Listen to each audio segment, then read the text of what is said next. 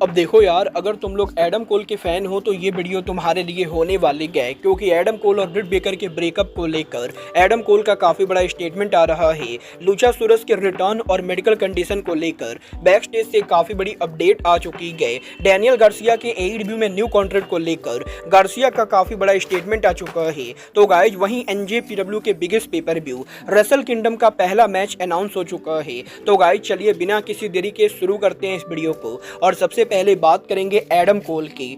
बात करें अगर यहाँ पर एडम कोल की, तो ये बात तो हम सभी लोगों को मालूम है, एडम कोल लगभग पिछले 1 साल से एईडब्ल्यू के अंदर हमें देखने को नहीं मिले थे। और इसी दौरान यहाँ पर एडम कोल के पर्सनल लाइफ के अंदर भी काफी सारे चेंजेस हुए। और गाइस कुछ टाइम पहले यहाँ पर इस चीज को लेकर रिपोर्ट सामने आई कि एडम कोल और उनकी गर्लफ्रेंड ब्रिट बेकर के सालों तक एक साथ रिलेशनशिप में रहने के बाद एडम कोल और ब्रिट बेकर एक दूसरे से अलग हो चुके गए। और गाइस जब से यहाँ पर ये न्यूज सामने आई गए, तब से इंटरनेट के ऊपर एडम कोल और ब्रिट बेकर की पर्सनल लाइफ को लेकर रेसलिंग फैंस के द्वारा काफी सारी फालतू बातें की जा रही है। जहां पर कुछ लोगों ने ब्रिट बेकर पर यह आरोप लगाया है कि ब्रिट बेकर यहां पर पॉसिबली किसी और के साथ एडम कोल को चीट कर रही थी, जिसकी वजह से एडम कोल ने बेकर को लीव किया। तो वहीं कोनन जैसे लोगों का यह कहना था कि ब्रिट बेकर के एरोगेंट बिहेवियर की वजह से एडम कोल ने ब्रिट बेकर को लीव किया है। और गाइज ये दोनों अब एक दूसरे को बिल्कुल भी पसंद नहीं करते गए। बट गाइज इंटरनेट के ऊपर कुछ चूतिए लोगों की काफी सारी फालतू बातें करने के बाद फाइनली आज यहां पर एडम कोल ने उनके इंटरव्यू के ऊपर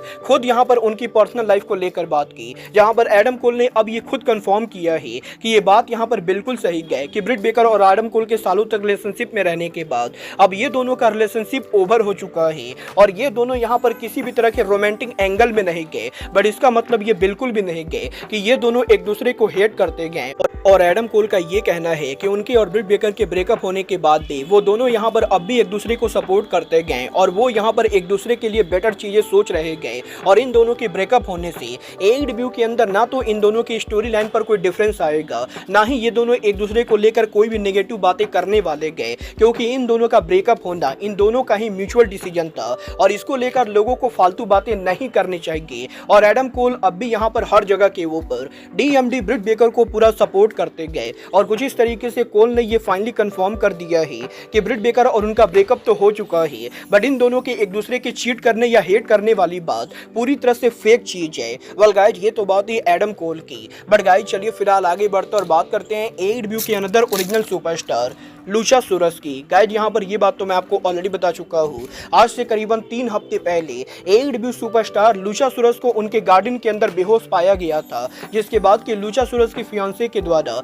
उन्हें यहाँ पर आईसीयू में भर्ती कराया जाता है। और गाइज यहाँ पर इस चीज को लेकर रिपोर्ट सामने आई थी कि लुचासुरस के दोनों लंग्स के अंदर निमोनिया होने की वजह से उनकी मेडिकल कंडीशन काफी खराब थी और इसीलिए वो चलते चलते गार्डन के अंदर बेहोश होकर गिर गए थे। और अब यहाँ पर इस चीज को लेकर अपडेट आ रही है कि लुचासुरस को हॉस्पिटल से तो निकाल दिया गया है, बट अब भी यहाँ पर लुचासुरस की मेडिकल कंडीशन रेसल करने लायक नहीं गए। और अब भी यहाँ पर हॉस्पिटल के बाहर लुचासुरस उनके घर के ऊपर भी ऑक्सीजन के भरोसे चल रहे गए। और अब भी यहाँ पर लुचासुरस को 24 घंटे के अंदर काफी बार ऑक्सीजन लेना पड़ता है और उन्हें यहाँ पर क्योंकि अब सांस लेने में भी दिक्कत हो रही है। तो गाइस इसीलिए करेंटली यहाँ पर ये पूरी तरह से इम्पॉसिबल है कि लुचासुरस रेसलिंग के अंदर किसी भी कैपेसिटी में रिटर्न करेंगे, क्योंकि अभी यहाँ पर लुचासुरस बेड के ऊपर पड़े हुए हैं। और ये यहाँ पर बिल्कुल भी क्लियर नहीं है कि लुचासुरस अब एईडब्ल्यू के ऊपर रिटर्न कब करेंगे। मतलब ये तो आने वाला टाइम बताएगा कि लुचासुरस एईडब्ल्यू के ऊपर रिटर्न कब करते गए। बट गाइस चलिए फिलहाल आगे बढ़ते और बात करते हैं एईडब्ल्यू के कोलिजन और बैटल ऑफ द बेल्ट के व्यूअरशिप की। वेल गाइस बात करें अगर यहाँ पर एईडब्ल्यू के कोलिजन शो की, तो गाइस जैसा कि आपको याद होगा एईडब्ल्यू कंपनी ने जब यहाँ पर लास्ट वीक एईडब्ल्यू का कोलिजन किया था तो कोलिजन को 2,70,000 व्यूअरशिप मिली थी।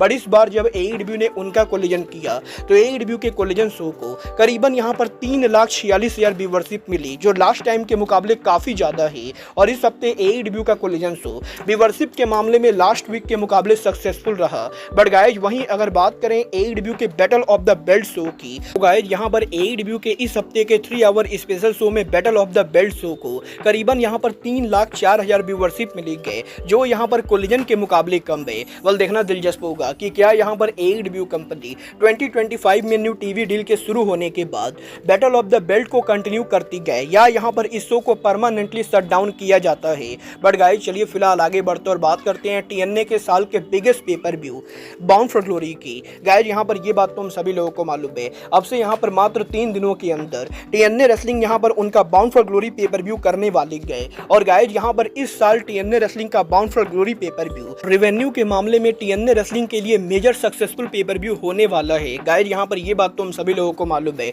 कुछ महीने पहले जब TNA रेसलिंग ने कनाडा में उनका साल का दूसरा सबसे बड़ा पेपर व्यू स्लैमवर्सरी पेपर व्यू किया था, तो उस पेपर व्यू के ऊपर 10 सालों के अंदर TNA की हाईएस्ट अटेंडेंस हुई थी, जहां पर शो पर लगभग 4000 लोग आए थे और उस शो के जरिए TNA ने अच्छे खासे पैसे बनाए थे। बट अब यहां पर उस पेपर व्यू के बाद TNA रेसलिंग का आने वाला bound for glory pay per view अपने आप में ही एक नया रिकॉर्ड बनाने वाला है। गाइस यहां पर TNA रेसलिंग का bound for glory pay per view TNA wrestling यहां पर वेन स्टेट फील्ड हाउस में करेगी, जिसकी कैपेसिटी यहां पर स्लैमवर्सरी की अरीना के मुकाबले तो कम है। बट गाइस अगर यहां पर सिर्फ हम USA के अंदर देखें तो USA में TNA के पिछले 5 साल के और किसी भी पेपर व्यू के मुकाबले TNA रेसलिंग के bound for glory pay per view के टिकट सेल के जरिए TNA यहां पर हाईएस्ट रेवेन्यू करने वाले गए। और गाइस क्योंकि स्लैमवर्सरी पेपर व्यू कनाडा में हुआ था, तो गाइस इसीलिए उस पेपर व्यू को छोड़कर USA के अंदर पिछले कुछ सालों के अंदर TNA रेसलिंग ने जितने भी शो किए हैं उन सभी शोज के मुकाबले TNA के बाउंड फॉर ग्लोरी शो के जरिए TNA अब तक का हाईएस्ट रेवेन्यू करने वाले गए। बल देखना दिलचस्प होगा कि वेन स्टेट फील्ड हाउस के अंदर TNA रेसलिंग का बाउंड फॉर ग्लोरी पूरा सोल्ड आउट होता है या नहीं। और गाइस अरीना की कैपेसिटी 3000 होने के बाद शो के ऊपर 2800 या 3000 लोग आते हैं या नहीं। बल हम डेफिनेटली यहाँ पर TNA के bound for glory pay per view को लेकर अब से मात्र 3 दिनों के अंदर लाइव स्ट्रीम करेंगे, जहां हम और डिटेल में बात करेंगे। बट गाइस जहां तक बात रही बिगेस्ट पेपर व्यू की, तो गाइस यही अब जापान के biggest pay per view wrestle kingdom को लेकर NJPW का पहला मैच अनाउंस हो चुका है। गाइस यहाँ पर NJPW के प्रेसिडेंट हिरोशी तनाहाशी के अनाउंस करने के बाद कि वो यहाँ पर अगले 1 साल के अंदर उनका रिटायरमेंट लेंगे, आज यहाँ पर तनाहाशी ने जापान के अंदर उनका प्रेस कॉन्फ्रेंस किया, जिस प्रेस कॉन्फ्रेंस के ऊपर NJPW सुपरस्टार ईविल के द्वारा तनाहाशी को इंटरप्ट किया जाता है। और ईविल यहाँ पर ये कंफर्म करते गए कि अगले साल टोक्यो डोम के अंदर हिरोशी तनाहाशी के सेकंड लास्ट टोक्यो डोम मैच के अंदर वो यहाँ पर तनाहाशी को चैलेंज करेंगे। और ईविल यहाँ पर टोक्यो डोम के अंदर हिरोशी तनाहाशी को बीट करके तनाहाशी को 1 साल पहले ही रिटायर कर देंगे। और वैसे तो तनाहाशी 2026 में रिटायर होने वाले गए, बट ईविल यहाँ पर 2025 में अंदर ही टोक्यो डोम के अंदर तनाहाशी को बीट डाउन करने वाले गए। और आप लोग अब ये मानकर चल सकते हो कि टोक्यो डोम के अंदर इस साल तनाहाशी और ईविल का मैच होगा। कल देखना दिलचस्प होगा कि रेसल किंगडम के ऊपर अब यहाँ पर कौन कौन से मैचेस को बिल्डअप दिया जाता है। बट गाइस चलिए फिलहाल आगे बढ़ते और बात करते हैं AEW सुपरस्टार डेनियल गार्सिया की। गाइस यहाँ पर ये बात तो हम सभी लोगों को मालूम है, गार्सिया के NXT में जाने के काफी सारे रूमर्स के बाद गार्सिया फाइनली AEW के ऊपर वापस आ चुके हैं और वो यहाँ पर BCC के स्टोरी लाइन के अंदर टीम AEW को रिप्रेजेंट कर रहे गए। और अब यहाँ पर गार्सिया के रिटर्न होने के बाद काफी सारे लोगों के मन में ये सवाल है कि गार्सिया ने न्यू कॉन्ट्रैक्ट साइन किया है या नहीं, और अगर यहाँ पर उन्होंने न्यू कॉन्ट्रैक्ट साइन नहीं किया है तो वो यहाँ पर AEW में कब तक काम करेंगे। well, अगर आप लोग गार्सिया के फैन है तो आपके लिए खुशखबरी है, क्योंकि आज यहाँ पर गार्सिया के इंटरव्यू के अंदर डेनियल गार्सिया ने ये खुद कंफर्म कर दिया है कि लास्ट वीक डेनियल गार्सिया ने फाइनली AEW के अंदर न्यू कॉन्ट्रैक्ट को साइन कर दिया है। और AEW और टोनी खान के साथ लॉयल रहते हुए डेनियल गार्सिया AEW कंपनी के साथ अब यहाँ पर मल्टी ईयर का कॉन्ट्रैक्ट साइन कर चुके गए। और न्यू कॉन्ट्रैक्ट को साइन करने के बाद अब वो आने वाले लंबे टाइम तक AEW के ऊपर काम करेंगे और वो यहाँ पर ये मेक श्योर करेंगे कि जल्द से जल्द AEW के अंदर वो AEW कंपनी के वर्ल्ड चैंपियन बने। वाल आपको क्या लगता है, टोनी खान को गार्सिया को 2025 में वर्ल्ड चैंपियन बनाना चाहिए या नहीं? आप लोग मुझे कमेंट करके बताएंगे। बट गाइज अब आज के इस वीडियो में बस इतना ही, मैं मिलता हूँ आपसे अपने अगले वीडियो में। बट गाइज तब तक के लिए good bye, good night and bang.